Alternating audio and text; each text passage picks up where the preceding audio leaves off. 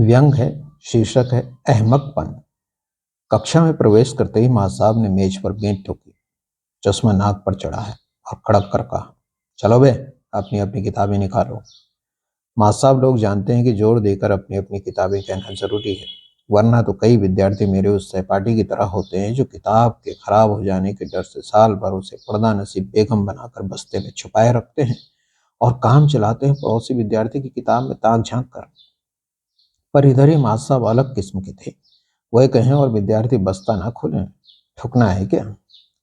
विद्यार्थियों ने बेंत की सटाहट सुनकर बस्ते खोले, किताबें निकाली तो माँ साहब ने पढ़ाना शुरू किया। तो कल हम कहाँ थे? हाँ, यहाँ। तो 3 बेर खाती थी वो, 3 बेर खाती है। तो कभी कहना।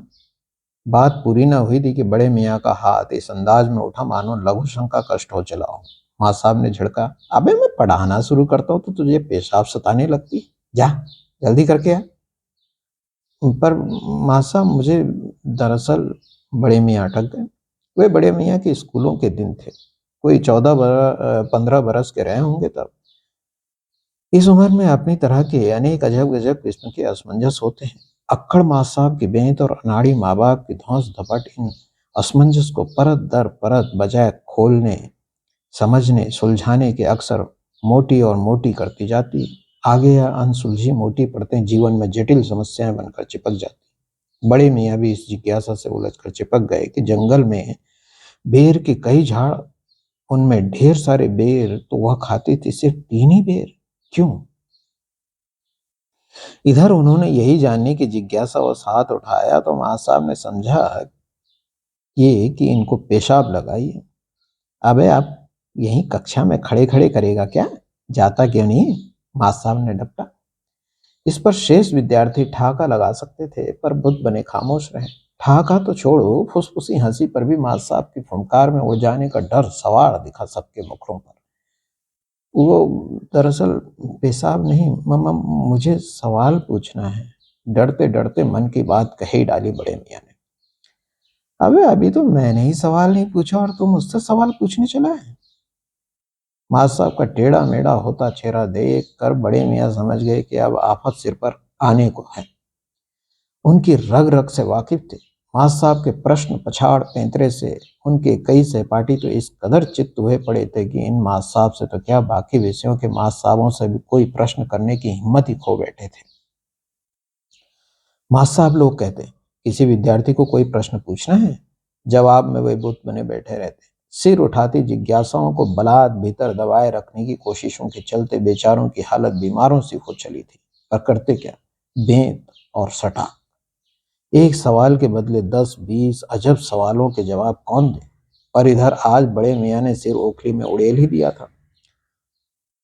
तुम ये जरा हम भी सुने वो सवाल जो तुम्हारी खोपड़ी में सर उठा रहे हैं।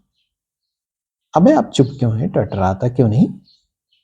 माँ साहब का अंदाज ऐसा कि मानो अखाड़े में उतर कर दो दो हाथ करने को ललकार रहे हो। बच्चों, अब अगर तूने सवाल न पूछे तो देख बेंच से कैसे सटकाता हूं तुझे। बाप दादे तो छोड़, 10 पीढ़ी पुराने पुरखे भी इधर उधर से निकलकर तेरे बचाव के लिए सवाल पूछने को खड़े हो जाएंगे कतार में। अब बचा ले बेटा अपने साथ साथ अपने पुरखों को भी। तेरे ही हुनर पर तेरे पुरखों की इज्जत आबरू का महल खड़ा है। समझ, तूने इधर लुटिया डुबोई, उधर पुरखों के थोबड़ों पर काली पुती। ये तय मान, ये 2 फीट की लंबी बेंत और तेरे मेरे बीच है सिर्फ 1.5 फीट का फासला। मैं खुद नहीं जानता कि कब किस पल ये फासला तय हो जाए। तो ध्यान रहे, जरा सी चूक बड़ी आफत की वजह बनेगी तेरे लिए, समझ ले। चल पूछ, पूछ, अबे पूछ न। सिर पर खतरा मंडराते देख बड़े मियाँ ने उम्र भर की हिम्मत बटोरी। जुबान ने चलना सीखते बच्चे की भांति लड़खड़ाते चलना शुरू किया। वो माँ साहब, मैं ये पूछ रहा था नहीं हूँ कि जंगल में ढेर सारे बेर होते हैं तो वो 3 बेर ही क्यों खाती है? किसी तरह गिरते पड़ते बात पूरी की। तो तू उसे अपनी तरफ पेटू समझ रहा है क्या कि परात भर के खाएगी? माँ साहब बोले। शेष विद्यार्थी इस पर भी ठहाका लगा सकते थे लेकिन खामोश रहे। कहा न कब उन पर भी ऐसा वज्रपात हो जाए, कोई भरोसा नहीं। जानते हैं, लेकिन 3 बेर से तो पेट बिल्कुल नहीं भरता। बड़े मियाँ ने सहज जिज्ञासा प्रकट की। तुझे ये कैसे पता? माँ साहब ने सवाल किया। ये तो सबको पता होता है माँ साहब, आपको भी पता होगा। मुझे तो नहीं पता, न मैंने 3 बेर खाए न 30। क्यों बे, तुम लोगों में से कोई बता सकता है कि 3 बेर से पेट भरता है या नहीं? माँ साहब ने बाकी विद्यार्थियों से मुखातिब हो सवाल किया, लेकिन सब मौन, जैसे कि कक्षा में बजाय विद्यार्थियों के पत्थर मौजूद हों। नजरें घुमाकर माँ साहब ने सारे विद्यार्थियों की निर्जीव भाव भंगिमाओं पर डाली। गौरवान्वित हुए कि देखो उनके गुरुपन का कमाल। मजाल क्या कि एक भी विद्यार्थी जुबान खोल सके उनके सामने। अंतस में अपने इस कमाल से उत्पन्न उत्सव में कुछ देर डूबे रहने के बाद माँ साहब बड़े मियाँ से मुखातिब हुए। बेटा, तेरी तो आज सामत आ गई, समझ ले। अब अगर तू ये ना बता सका कि जंगल में ढेर सारे बेर थे, तो उसने 3 बेर ही क्यों खाए? और ढेर सारे बेर थे भी या नहीं? और थे भी तो ढेर भर बेर खाने से पेट भरता है या नहीं? और 3 बेर से पेट नहीं भरता तो क्यों? तो जब 3 बेर से पेट नहीं भरता तो उसने 3 बेर ही क्यों खाए? बेल क्यों नहीं खाए? शकरकंद क्यों नहीं खाए? और भी बड़े बड़े अड़ाने फलाने किस्म के जो कंदमूल होते हैं जंगल में, वो क्यों नहीं खाए? छोटे छोटे बेर ही क्यों खाए, और वो भी 3? चल बच्चों बता, 3 मिनट है तेरे पास 3 बेर की इस गुत्थी को सुलझाने के लिए। और जो ना बता सका तो समझ ले मेरी बेंत से तू उलझ गया। माँ साहब की मुट्ठी बेंत पर और मजबूती से कस गई। बड़े मियाँ सिर से पैर तक कांप गए। बस कच्छा ही गीला न हुआ, इतनी ही हिम्मत से इसलिए। अबे आप क्या आरती उतारूं तेरी, कि तभी तू प्रसन्न होकर मंतर के लिए मुंह खोलेगा? माँ साहब ने ललकारा। माँ साहब, शायद गलती से किताब में 300 की जगह 3 बेर छप गया होगा। बड़े मियाँ ने बेहद खुशामदी लहजे में कहा। क्यों नहीं, तेरे दादा हुजूर ने वहां बेर खाने की प्रतियोगिता जो रखी होगी। 300 बेर।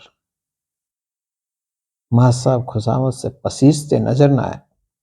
शेष विद्यार्थियों को एक मौका और मिला था ठहाका लगाने का, किंतु वे अवसादग्रस्त से उदास ही बैठे रहे। अब क्या करें? बड़े मियाँ ने एक कोशिश और की, शायद बेंत से चमड़ी की यारी करवाने से बच सके। बोले, माँ साहब, 300 बेर से पेट भर सकता है, इसलिए। तेरा तो 300 से भी ना भरे। कभी खाए हैं 300 बेर? माँ साहब ने पूछा। जवाब में बड़े मियाँ खामोश खड़े रहे। अबे जब 300 बेर खाए नहीं तो तुझे कैसे पता कि 300 बेर खाकर पेट भर सकता है? अब बड़े मियाँ ने हथियार डाल दी। प्रश्न पूछने की अपनी गलती स्वीकार कर ली। गिड़गिड़ाए, अब्बा हुजूर की कसम खाता हूँ माँ साहब, अब आगे आपसे तो क्या, किसी भी माँ साहब से कभी कोई सवाल नहीं करूंगा। माफ करें, कहे तो मुर्गा बन जाओ। एकदम रुआंसे हो गए। माँ साहब का विशाल हृदय इस जीत से गदगद हुआ तो बोले, चल ठीक है, माफ किया, ला हथेली आगे कर। बड़े मियाँ की कपकपाती हथेली पर सटाक सटाक सटाक 3 बेंतें पड़ी। साथ में माँ साहब का करुणा भाव प्रदर्शित हुआ। बेटा शुक्र मना कि 30 की जगह 3 मारी हैं। माफी जो मांग ली तूने गलती की। अब आगे से ऐसी अहमक हरकत ना हो। जा, मुर्गा बन जा, पुचकार कर बोले। बस उसके अगले दिन से ही बड़े मियाँ अपना सारा अहमकपन छोड़ कसाई बाजार की अपनी पुश्तैनी दुकान पर बैठने लगे। खप गए गर्दनें और बोटियां काटने बेचने के धंधे में।